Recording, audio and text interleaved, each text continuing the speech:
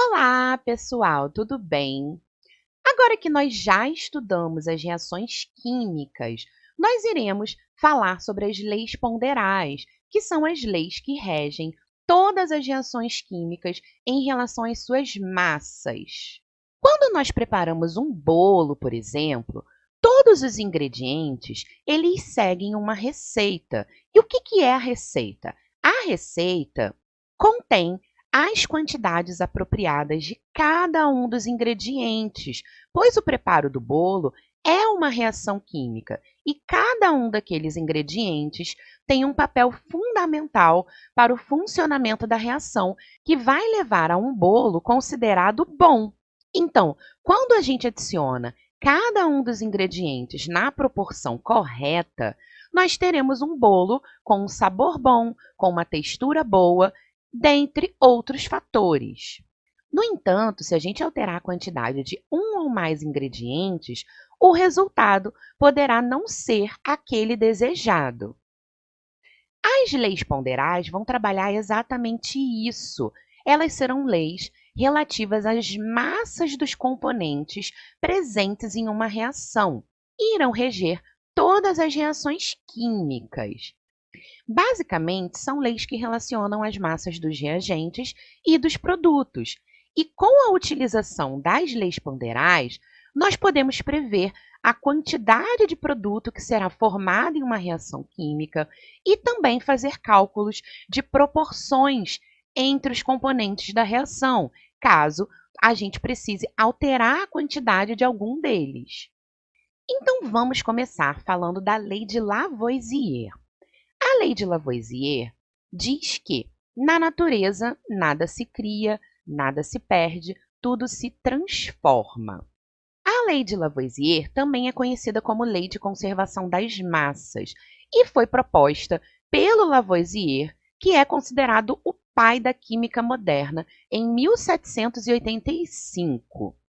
O Lavoisier, ele realizou diversos experimentos químicos em sistemas fechados, ou seja, são sistemas que não permitem a troca de matéria entre os meios. Então, não há a possibilidade da perda ou da entrada de massa durante a reação. E ele verificou que as substâncias combinadas, ou seja, os reagentes, durante a reação química, e as substâncias formadas, ou seja, os produtos, após a reação, sempre apresentavam a mesma massa. Então, Lavoisier propôs que, quando uma reação química era realizada em um sistema fechado, a soma das massas dos reagentes sempre seria igual à soma das massas dos produtos. Então, se considerarmos uma reação genérica em um recipiente fechado, utilizando-se 5 gramas de um reagente A e 10 gramas de um reagente B, podemos afirmar que a massa do produto C deve ser 15 gramas. Por quê? Porque o somatório das massas dos reagentes deve ser igual ao somatório das massas dos produtos. Como aqui nós temos somente o produto C, a massa de C deve ser o somatório de A com B. Como Lavoisier considera o sistema fechado para sua lei, não há possibilidade de haver perda, nem de substâncias gasosas que possam ser produzidas durante a reação. No caso de reações onde a proporção estequiométrica não é 1, nós temos que ter o cuidado. Então, vamos analisar a reação de formação da água, onde nós temos 2H2 mais O2, dando 2H2O. Basicamente, a quantidade de átomos de hidrogênio que eu tenho, mais a quantidade de átomos de oxigênio que eu tenho nos reagentes, deve ser obrigatoriamente igual à quantidade de átomos presente nos produtos. Então, a lei de Lavoisier, ela também respeita a proporção estequiométrica, pois eu tenho 4 átomos de hidrogênio e 2 átomos de oxigênio nos reagentes e eu tenho a mesma quantidade de átomos de hidrogênio e oxigênio nos produtos. Então, a proporção estequiométrica está sendo respeitada E a proporção em massa também está sendo respeitada. Vamos ver como isso acontece em relação de massa. Bom, aqui nós temos uma tabela com a reação de formação da água. Então, 2H2 mais O2 dando 2H2O. A massa do H2 é 2 gramas e a massa do O2 é 32 gramas. A massa da água é 18 gramas. Só que, se eu considerar as proporções estequiométricas, eu tenho 2 vezes a massa do H2. Então, 2 vezes 2, eu tenho 4 gramas de H2 no total. No caso do O2, eu só tenho 1 mol, então eu tenho 32 gramas de gás oxigênio. Já na água, a minha proporção estequiométrica é 2H2O, então eu tenho 2 vezes a massa da água. 2 vezes 18, 36 gramas de água. Então, o que a gente pode perceber aqui? Nos reagentes, eu tenho um total de 36 gramas, 4 mais 32. E nos produtos, eu também tenho 36 gramas. Ou seja, a massa foi conservada durante a reação e eu estou respeitando a lei de Lavoisier. A segunda lei que nós temos é a lei de Proust, e ela fala que toda substância possui uma proporção constante em massa na sua composição, e a proporção na qual as substâncias reagem e se formam é sempre constante. A lei de Proust também é conhecida como lei das proporções constantes ou definidas e foi proposta em 1797. Proust percebeu que os elementos que participam da composição de uma determinada substância pura sempre apresentam a mesma proporção em massa. E, a partir disso, ele afirmava que, independente da forma como uma substância é formada, a sua composição química é sempre a mesma, ou seja, você pode mudar o processo para formar uma determinada substância, mas a sua composição química será sempre a mesma. Então, de acordo com a lei de Proust, em uma reação genérica, quando nós utilizamos diferentes massas das substâncias envolvidas em momentos distintos, nós temos uma relação sobre as massas dos participantes. Então, vamos considerar a reação A mais B dando C. Se eu tiver uma primeira experiência onde eu utilizo uma massa M de A e uma massa M de B para produzir uma massa M de C, ao realizar uma segunda experiência, se eu modificar essa massa de A, a massa de B e a massa de C será modificada na mesma proporção. Então, basicamente, se eu, de uma experiência para outra, dobrar a massa do reagente A, eu irei ter que, obrigatoriamente, dobrar a massa do reagente B e, consequentemente, irei ter dobrado a massa do produto C, ou seja, as proporções são constantes e definidas. Toda operação matemática que eu realize em uma reação química, ela deve ser realizada para todos os componentes da reação.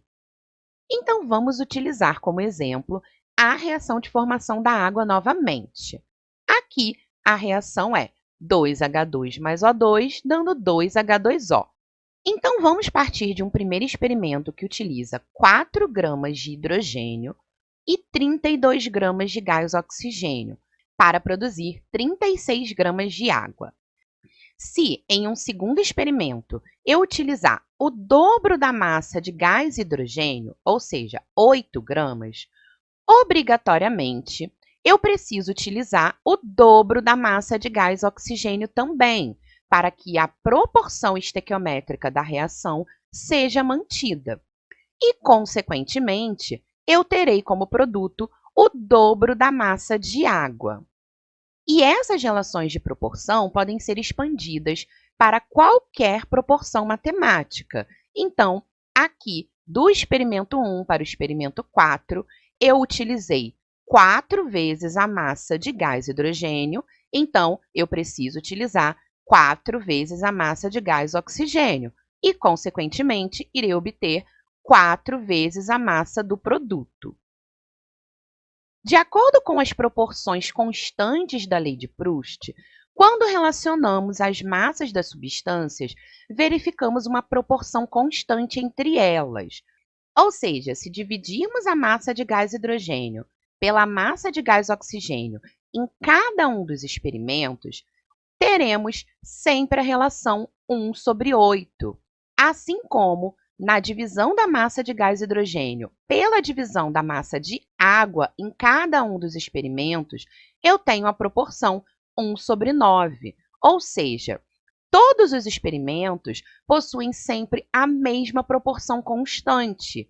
E a partir disto, podemos montar a proporção da reação como 1H2 para 8O2 para 9H2O.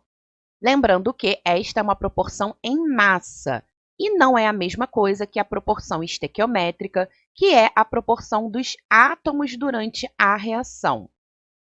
A terceira e última lei ponderal é a lei de Dalton.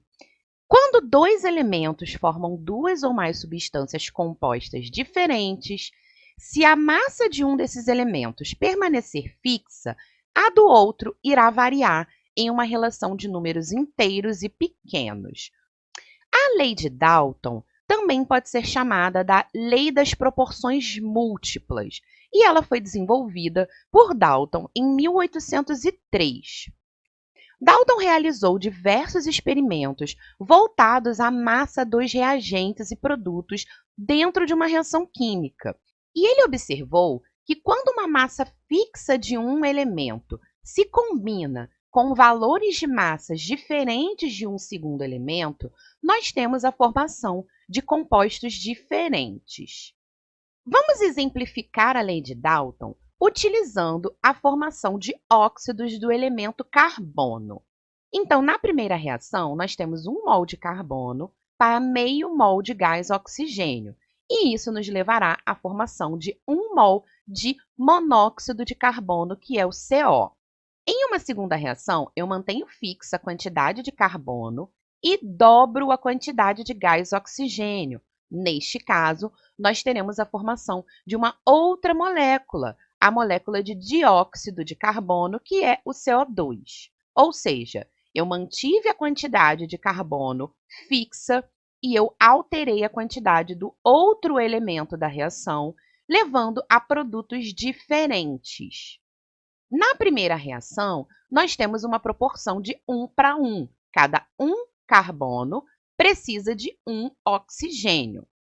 Na segunda reação, nós temos uma proporção de 1:2. Cada um carbono precisa de 2 átomos de oxigênio. Então, eu tenho a formação de um produto diferente.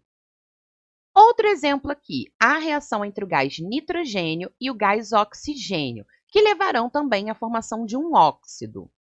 Na primeira reação, nós temos 28 gramas de gás nitrogênio para 16 gramas de gás oxigênio, e isso formará o óxido N2O, na proporção de 2:1.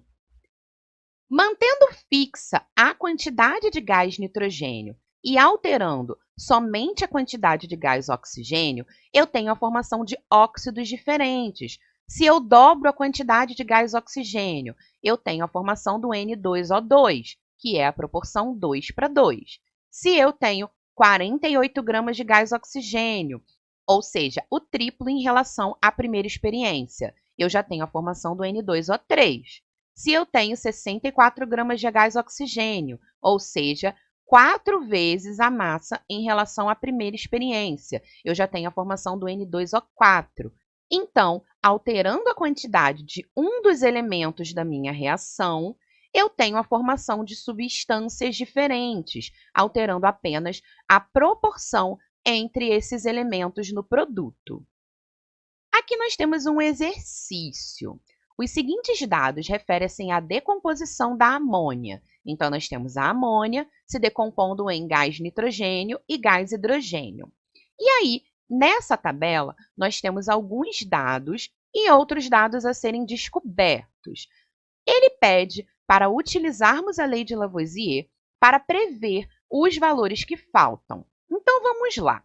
Nós podemos utilizar a lei de Lavoisier, que é a lei de conservação das massas, lembrando que aqui a amônia ela vai gerar o nitrogênio e o hidrogênio, ou seja, o somatório do nitrogênio com o hidrogênio, respeitando a lei de Lavoisier, tem que dar a quantidade de amônia. Então, se eu tenho 17 gramas de amônia e eu estou formando uma quantidade desconhecida de nitrogênio e 3 gramas de hidrogênio, pela lei de Lavoisier, eu preciso do quê?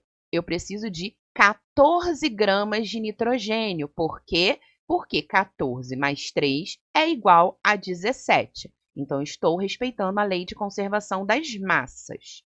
No caso da segunda experiência, 34 gramas de amônia estão gerando 28 de nitrogênio e uma quantidade X de hidrogênio. Quanto deve ser essa quantidade X? 6 gramas. Por quê? Porque 28 mais 6 é igual a 34 gramas de amônia. Na terceira experiência, eu tenho 51 gramas de amônia, que vão gerar X gramas de nitrogênio e 9 gramas de hidrogênio. Quanto deve ser esse meu X? 42 gramas, pois 42 mais 9, eu terei 51 gramas de amônia. Então, eu consigo descobrir esses valores pela lei de Lavoisier, que é a lei de conservação das massas. A letra B pede para que a gente mostre que os valores obtidos obedecem à lei de Proust. Então, vamos lá. Se analisarmos aqui na tabela, da primeira para a segunda experiência, utilizando somente os valores da amônia, 17 para 34, eu estou fazendo o quê? Eu estou dobrando a quantidade de amônia. Então, respeitando a lei de Proust, da primeira para a segunda experiência, todos os componentes devem estar dobrados. Então, de 14 para 28, eu também estou com o dobro, e de 3 para 6, eu também estou com o dobro. Então, a lei de Proust está sendo respeitada. No caso da terceira experiência, da primeira para a terceira, eu estou com o triplo da minha quantidade de amônia. Logo, nas outras substâncias, eu também devo ter o triplo das suas massas. Então, de 14 para 42, eu tenho 3 vezes mais, e de 3 para 9, eu tenho 3 vezes mais. Ou seja, a lei de Proust também está sendo respeitada na terceira experiência. Bom, gente, essa foi a nossa aula de hoje. Espero que vocês tenham entendido e até a próxima!